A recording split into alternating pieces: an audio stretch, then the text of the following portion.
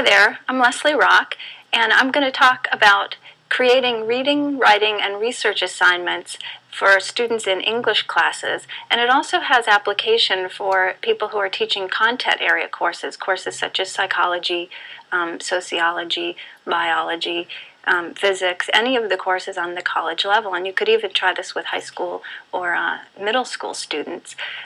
The key is to think about your reading and writing assignments as something that will involve content, and I think that's one thing that teachers often have a hard time with. You kind of want your students to write and you want your students to read, but you end up kind of giving them a mixed bag of reading assignments that don't have any real coherence or any sort of theme.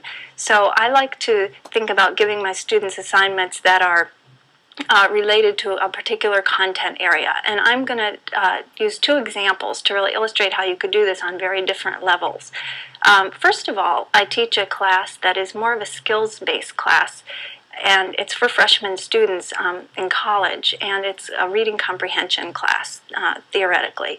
Now, I do like to integrate some writing assignments, and so I do this by creating some mini research projects. And one of these research projects is to have students read something from our textbook, our regular reading skills textbook, and then to go find an article in the library, and I have them use the computer system in the library instead of looking on the web, even though I know the web is the way of the future. I'm a little old-fashioned, and I like for them to actually go look in journals, newspapers, and magazines. Also, some of the information you get on the web is secondhand, and it tends to be a little watered down, and students really need to be more exposed to first-hand information and to realize that there is a quality information on some of these issues that they're reading about in their books, that they are real issues that people are writing about, other than textbook authors. So that being said, I send them off to the library and I ask them to look for an issue that came up in the reading that we were doing, so that they're getting exposure to the textbook writing and then writing from a journal or periodical or some such source. And then they assemble their sources. So students usually come to class with an article that they've researched on the topic, and then I have all of the students write the name of the article and the main idea from their article on the blackboards in the classroom, the author's name, volume number, other things like that that might be pertinent for other students who would be interested in looking up the same article, because often students see a topic and then they decide they want to work on that topic. So there's a little information sharing in the beginning. So students come in, they write the name of the article, main idea, whatnot, on the board, and then everyone browses around at these different issues that have been brought to class, and they decide on their research project that they're going to do related to that topic. And the activity that I just described really involves a lot of skill. I mean, you know, we're teaching students how to find and write main idea statements, and there's the activity that kind of brings it into practice in a sort of academic way. Instead of just reading a paragraph and writing down the main idea, now they're doing it to do a real research project. So they look at these titles and main ideas, and then they go off and start their own research project. And you can really arrange this however you'd like. I usually have students practice the skills that I'm working on in class, like concept mapping. Maybe they'll go find the article, draw a concept map of that article, which means any number of things. It could be a timeline, it could be clustering. It depends on what the pattern of organization was in that reading that they were doing, and often it's a combination of patterns, which is good for them to see as well.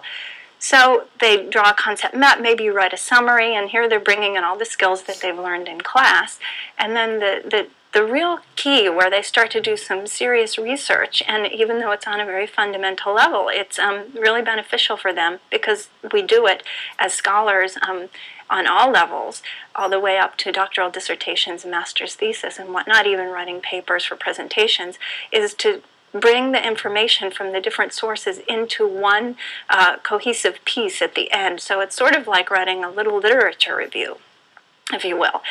Certainly not like a master's thesis, but it's a start. So students are always tempted to summarize the article, and then in their report again, write another summary of the articles. But what I encourage them to do is look for the issues in the article.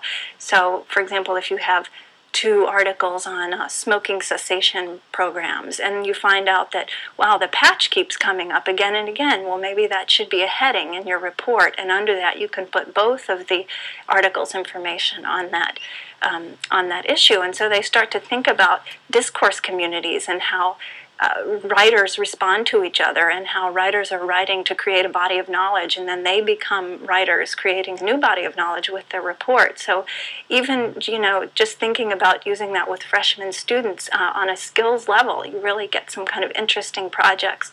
And so that's one thing I like to do with this reading class that I teach. And I have one more example that I use with a more advanced class. These tend to be sophomore students thinking about deciding on a major for their academic career.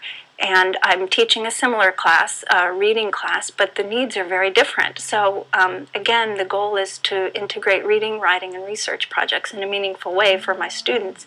So what I do with this class is I have 4 content areas that I determine by random, really. I just decide which ones I'm going to do at the beginning of that semester. And in the past I've done biology, sociology, psychology, literature, history, and I arranged my course syllabus into those sections with equal amount of time devoted to each one, say 3 weeks for each section. And then I have a guest speaker come to class from each of those areas and do a little mini lecture on some important content that they determine on their own from their area. It could be, one time I had a gentleman talk about, he was doing child psychology, so he decided to talk about Erickson's stages of development, and that was really perfect because it was contained in a 1-hour lecture, and it gave the students some content which they could then apply to their research projects.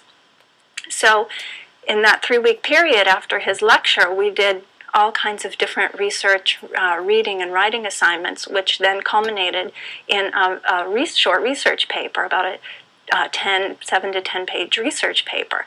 And doing that paper, they learned all kinds of things. They learned how psychologists talk about different issues in the area. They learned more in depth about the theory, Erickson's theory.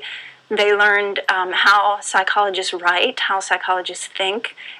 They learned about writing the psychology paper, APA style, and how to put the paper together, write an abstract, and the different sections of the paper, how it should be arranged. And they did this, like I said, for 5 different content areas. So students then, when they went off to their major courses, they knew MLA style, they knew CBE style from biology, they knew APA style, they knew how to arrange papers in the content areas, and I think it was a really beneficial course for students who were thinking about becoming academics. And like I said, these are just 2 examples of how you can create reading, writing, and research projects for your students at all levels, and to add some content to what would otherwise be sort of vacuous English courses.